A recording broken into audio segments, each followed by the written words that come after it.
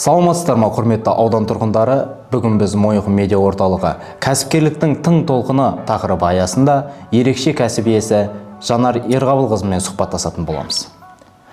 Жанар Ерғабылқызы, қош келдіңіз.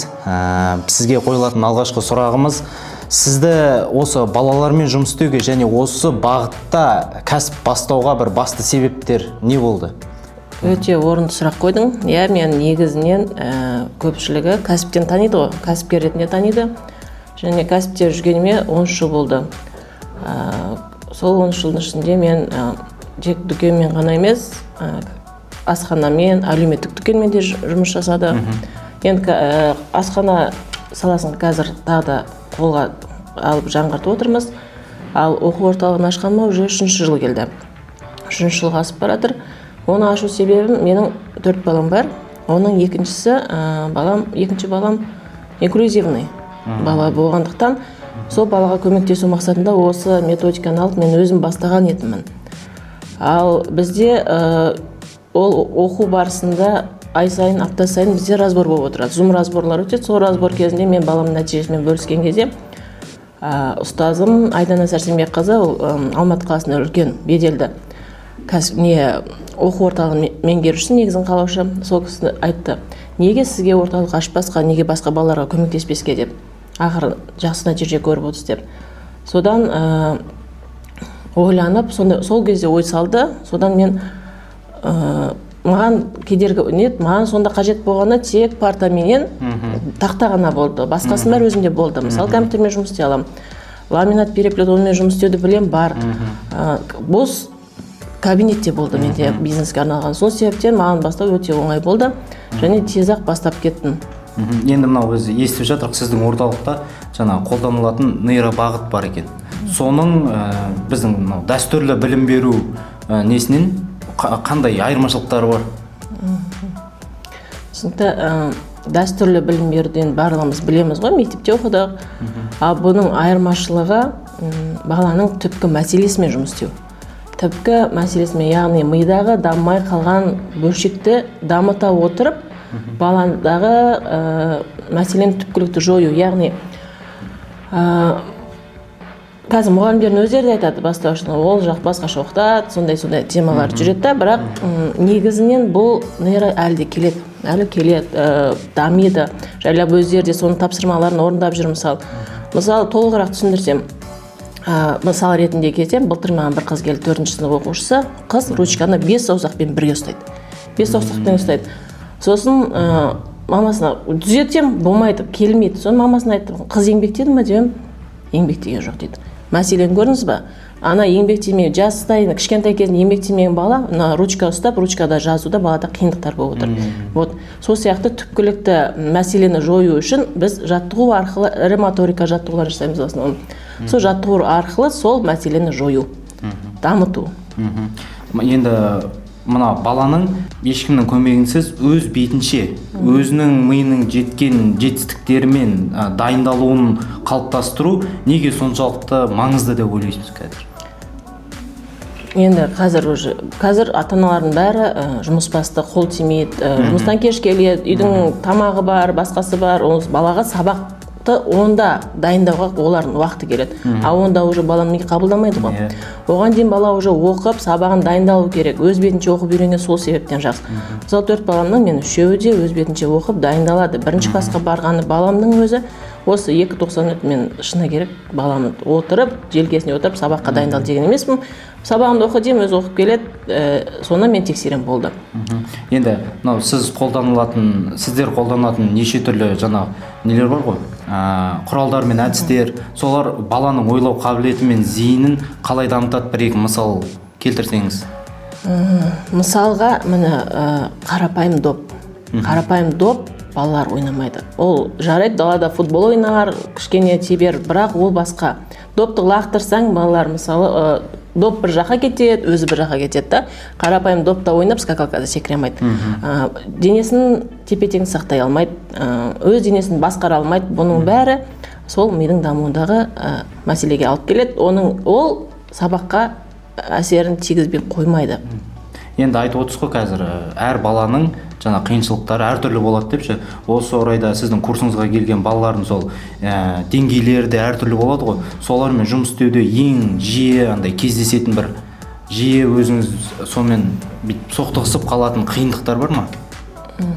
Иә, ондай қиындықтар көп. Біз негізі орталыққа келген балалардың ата-анасына қойылатын өзіміздің талаптар бар. Ол бірінші мәселе ұйқы. Ұйқы көп нәрсені шешеді.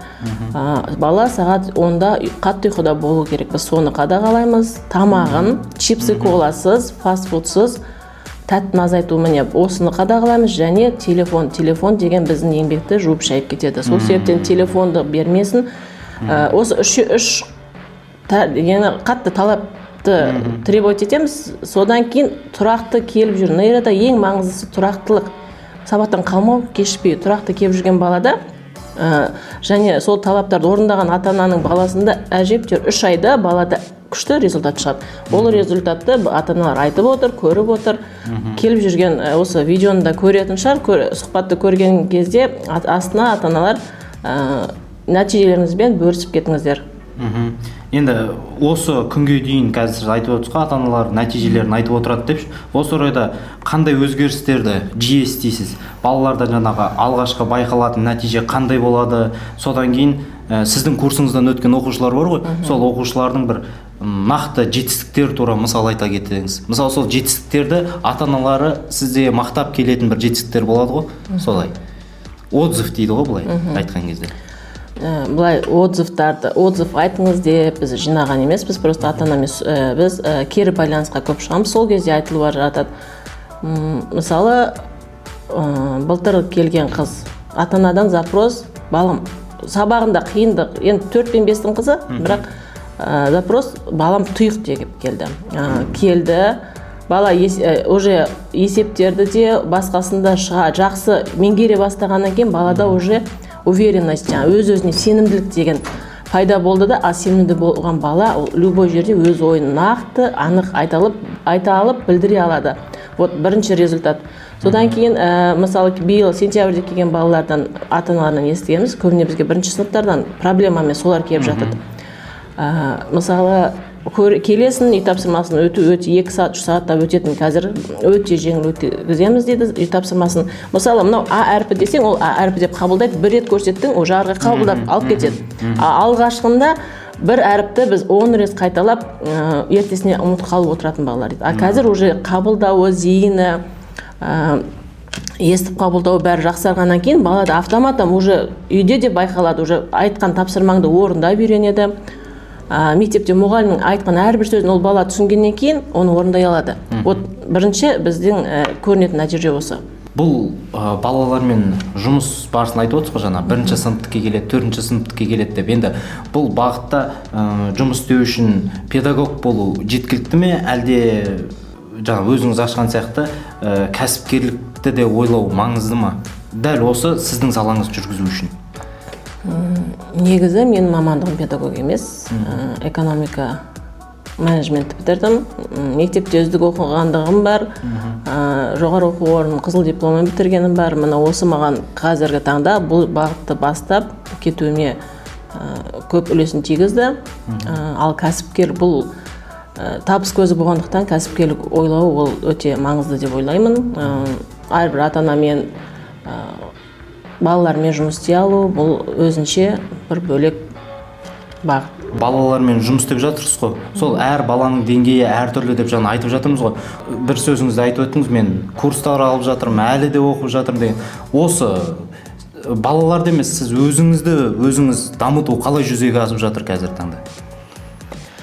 Енді дамытуыма тек қана мен негізі білім алу, балаларды оқыту барысында ғана емес, мен негізі жан-жақты курстар аламын. Мысалы, қазір в данный момент азаматский актің курсынан өзін-өзі дамытуға байланысты прайм курсына қатысып жатырмын. Тапсырмалар өте күрделі, енді өте мықты курс екен. Одан кейін мен балаларды дамытуға байланысты, мысалы, айттым ғой, мен 22-ші жылы курс алдым дедім. Ол 22-ші жылғы алған курсым менің ол даму қалыпты, сол кездің балаларына арналған. Одан кейінгі уже 1,5 жылдан кейін нейробағытта уже балаларды дамыту үшін жаттығу, ірі моторика жаттығуын қосу үшін тағы да курс алдым. Мысалы ше, ол курс ол ортаңғы деңгей болды. Енді алда жаңа қиын балалар келе жатыр дедім ғой, оларды дамыту үшін міне ең алғашқы балалардың этап 2-4 жастан бастап жасалу керек жаттығулар. Міне сол бойынша мен қазір курс алып, соны оқып бастап жатырмыз. Құдай қаласа, ол көктем айларына қарай қосылып қалады деп ойлаймын. Алдымен өзім нәтиже көремін, содан кейін барып мен қосамын. Ол балаларды неғұрлым айтарым, ертерек бастап дамытуды бастаған сайын балада нәтиже тез шығады. Енді осы орайда мен өзімнің баламды айтып кетейінші. Мысалы, жаңа инклюзивный балама байланысты алдым ғой жаттығуларды. Енді оның өзіне ғана жасатпай, мен общий бәріне жасаттым. Сонда мен көрген нәтижем 4-5-ке толмаған бала. Ол 2 аптаның ішінде результат көрсетті. Барлығы қабылдауын бәрі жақсарған балада 1 аптаның ішінде алфавит жаттап алды. Сандарды өз бетінше үйренді. Bir күні қарап отыр, сағат көрем де телефон шұқылап. Соны бермей қойдым, сөйтсем, онан 57 кетті дейді. Сен қайдан білесің десем, мен біліп алғам дейді. Мен оған үйреткен жоқпын, санды мысалы да.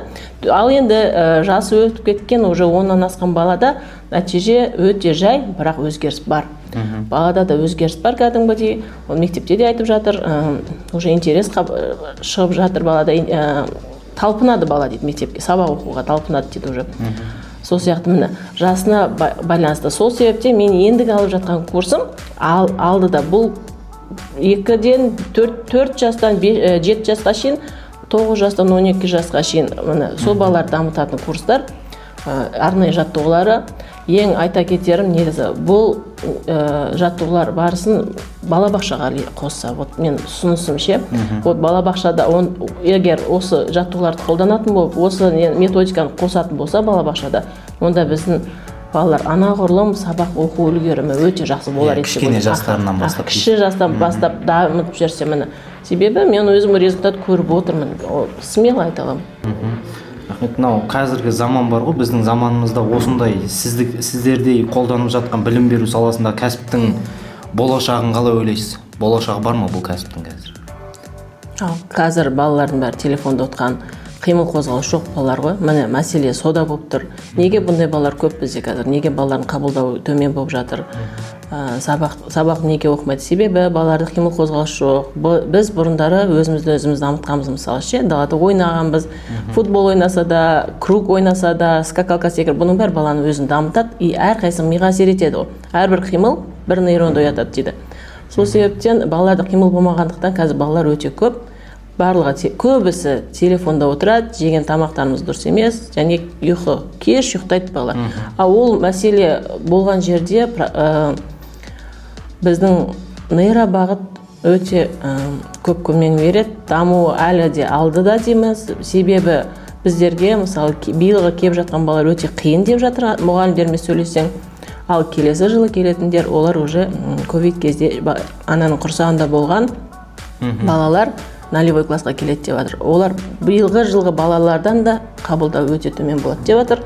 Сол себептен біз әлі де оқып жатырмын, дамып жатырмын, дамуды тоқтатпаймыз. Дами береміз, себебі балалар жылдан жылға артқа кері кетіп бара жатыр дамуы. Енді кезекте бір соңғы сұрағымыз болсын. Баласының оқу үлгерімін жақсартқысы келетін ата-аналарға және осы сіздердіңдей кәсіп бастаймын, осы балаларға көмектесім келеді деп кәсіп бастайтын деген жастарға қандай кеңес берер едіңіз? Ата-аналарға айтарым, балаларыңызды ерте ұйықтатыңыздар, ұйқыны қадағалаңыздар. Ұйқы көп мәселені шешеді. Ұйқыны қадағаласаңыздар, телефонды балаларға бермеуге тырысыңыздар. Телефонда отырған баланың зейіні, есте сақтау қабілеті бәрі дамымайды бәрібір. Ол қанша оқыт, қанша үйрет, ол бізге алып келген күннің өзінде ол сол нәрселерді қадағаламай нәтиже көре алмаймыз. Біздің жұмысымызды шайып кетеді оның бәрі. Сол себептен ол нәтиже ұзаққа созылып кетеді. Оның бәрі уақыт, ақша. Сол себептен осы тамақ, ұйқы және телефон. Ата-аналар балаларыңызға осыны қатты қадағаласаңыздар, және жас егер бастаймын деген кәсіпкер болса, оларға шыдам, төзім, сабыр тілеймін, басқа ондай не болмайды. Себебі мысалы 3 жылға ассақ та мен әлі плюсқа былай шықтым деп айтамаймын. Себебі оқып жатқан курсым әлі көп, біраз оған да ақша жұмсап жатырмыз. Шыдамдылық керек, сабыр керек оған, төзімділік керек. Онсыз никак. Жақсы, Жанар Ерғабылқызы, бүгінгі сұхбатыңызға рахмет. Қазақстандағы әр бала біздің болашағымыздың сенімді кепілі. Келесі кездескенше сау саламатта болыңыздар.